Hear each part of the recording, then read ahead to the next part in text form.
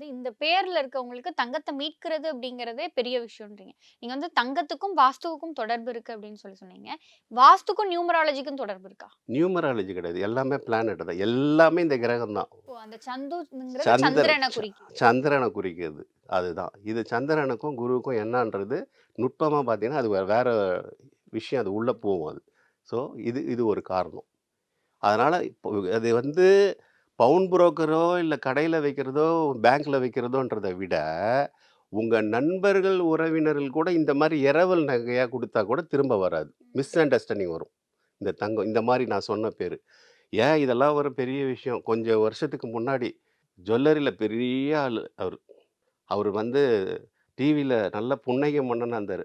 அவரோட பையன் இன்னைக்கு நகை கடையில வேலை செய்றான். காரணம் என்னன்னா, இந்த பேர்ல உள்ள குடுத்து ம். ஒண்ணுமே இல்லாம போனது வரலாறு இருக்கு நம்ம தமிழகத்துல.